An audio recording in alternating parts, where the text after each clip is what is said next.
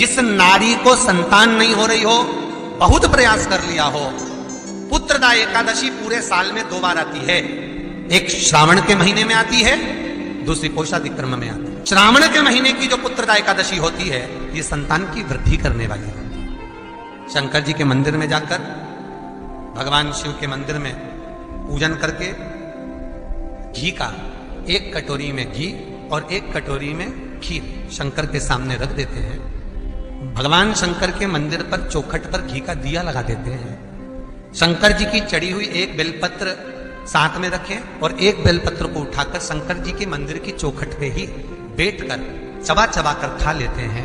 जो 1 बेलपत्र लेकर आए हैं वो अपने पति को खिला देते हैं। कहते हैं पुत्रदा एकादशी के दिन ये कर लेने पर संतान की प्राप्ति। शिव महापुराण की कथा कहती है, आप अगर विश्वास रखे हो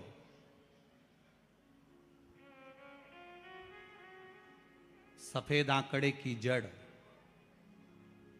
जिस नारी का संतान नहीं हो, गर्भ नहीं ठहरा हो, सफेद आंकड़े की जड़, जिस देव अधिदेव महादेव की कथा जिस तुम्बरुका जी ने श्रवण कराई है, शंकर भगवान जिनके सामने बैठकर शिव पुराण की कथा सुन रहे हैं, उन तुमरुका जी का नाम लेकर शिवलिंग पे से 21 बार घुमाकर मंदिर में ही कमर पर 7वें दिन रजस्वला धर्म के जो बांध लेता है और 1 पीपल का पत्ता अवधूतेश्वर महादेव का नाम लेकर शंकर पर चढ़ाकर उसको गाय के दूध में उकाल कर रात्रि को दोनों पति पत्नी अगर पीकर सोते हैं, 3 महीने में भगवान भोलेनाथ उसकी गोद भर देते हैं। ये शिव तत्व। शंकर देता जरूर है। माता अंजना के यहां स्वयं शिव महापुराण की कथा कहती है, स्वयं शास्त्र वर्णन करता है, माता अंजना माता के गर्भ से संतान नहीं हुई। 42 वर्ष की माता अंजना हो गई थी और 42 वर्ष की होने के बाद भी माता अंजना के गर्भ से संतान नहीं थी। जब संतान नहीं हुई तब बार बार निवेदन करा महाराज केसरी से, तब नहीं संतान हुई तब अपने पिता से जाकर निवेदन करा, पिताजी गौतम बाबा से निवेदन करती है माता अंजना कि मेरे गर्भ से संतान नहीं, मुझे औलाद नहीं, क्या करूं? तब गौतम बाबा ने कहा एक पार्थिव शिवलिंग का निर्माण करो, मिट्टी का शिवलिंग बनाओ, उसकी पूजन करो। और माता अंजना उस मिट्टी के शिवलिंग के पूजन में ऐसी लीन हो गई कि मिट्टी का शिवलिंग का निर्माण करती, पूजन करती। एक बार देवाधिदेव महादेव ने कह दिया, जाओ पार्वती जरा जाकर पूछो कि अंजना को चाहिए क्या, अंजना माता को चाहिए क्या। अच्छा, सारे देवताओं को सबसे ज्यादा टेंशन देवाधिदेव महादेव से रहता है, क्योंकि ये बिना सोचे बिना समझे किसको क्या दिया है कोई भरोसा ही नहीं होता। एक बार तो ब्रह्मा जी ने खुद ने कह दिया, साहब हमको तो इस्तीफा दे दो, हमको नौकरी करना ही नहीं बैकुंठ में बिल्कुल भी। तो भगवान विष्णु ने पूछा हुआ क्या? बस प्रभु, राजा श्वेत की अंतिम समय, प्राण छूटने का दिन, उसको यमराज लेने के लिए गए और देवाधिदेव महादेव वहां खड़े हो गए और क्या कहे, लेके मत चले जाना, उसकी अंतिम सांस, और क्या कहे, लेके मत जाना। और मेरा बेटा जब लाने लगा तो उसके प्राणों को हर लिया, यमराज ही मर गया। फिर मेरी पोती गई मृत्यु देवी, उससे कहा उठा ला राजा श्वेत को, वो राजा श्वेत को जैसे ही मृत्यु देवी ने फांस डाली, भगवान शंकर ने उसको भी मार दिया। अब बताओ, सूर्य नारायण भगवान बोले कि मेरा बेटा भी मर गया, मेरी पोती भी मर गई, अब बताओ क्या करें? तो भगवान ब्रह्मा जी ने शंकर जी से जाकर कहा, भोलेनाथ ये आपकी आदत बहुत गलत है, जब इसको मरना था तो आपने क्यों बचाया? शंकर जी बोले मेरे मंदिर में बैठा था, जगह तो देखो कि कहां बैठा है।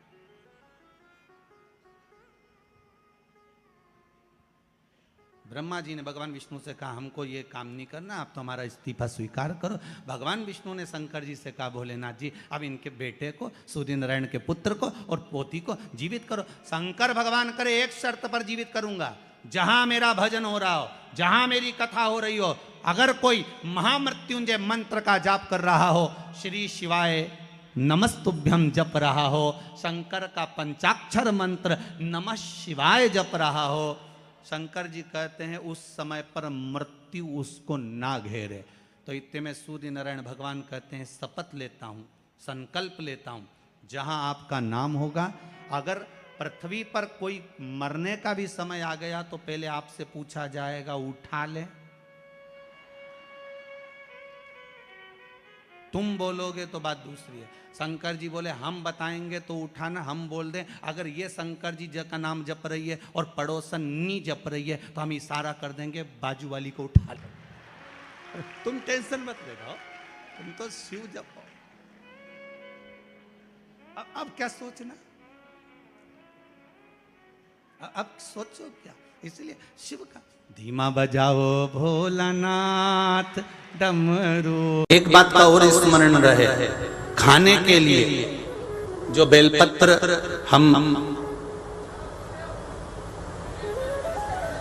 जी भगवान हम जो बेलपत्र खाते हैं भगवान शंकर पर चढ़ी हुई, वो 3 की बनी हुई, एक बेलपत्र वाली नहीं खाना।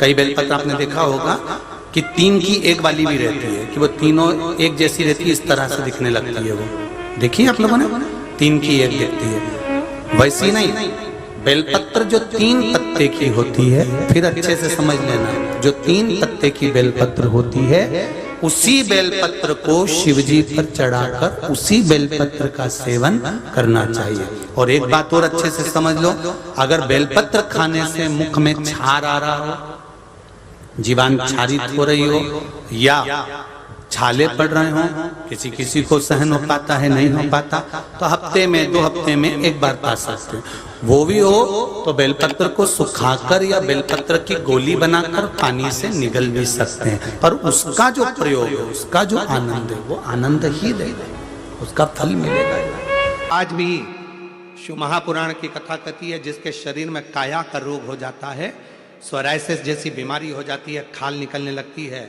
चेहरे पर कालापन आ जाता है, आंखों के नीचे कालापन आ जाता है, या शरीर में काले काले धब्बे पूरे शरीर में कहीं पर भी पड़ जाएं, डॉक्टर का इलाज करवाओ, डॉक्टर को शिव मानो, जो दवाइयां दे वो खाओ, जांचें करने की बोले जांचें कराओ, पर साथ में एक काम और करो, शंकर भगवान को 5 बेलपत्र 5 दुर्वा समर्पित कर कर एक ही लोटे से 5 बार थोड़ा थोड़ा जल सुंदरेश्वर महादेव के नाम से चढ़ाओ। कौन से महादेव? सुंदरेश्वर महादेव। जो जल चढ़ाया है उस जल को कटोरी में झेल कर लेकर आओ, 5 दुर्वा में से 1 दुर्वा 1 बेलपत्र उठा कर ले आओ।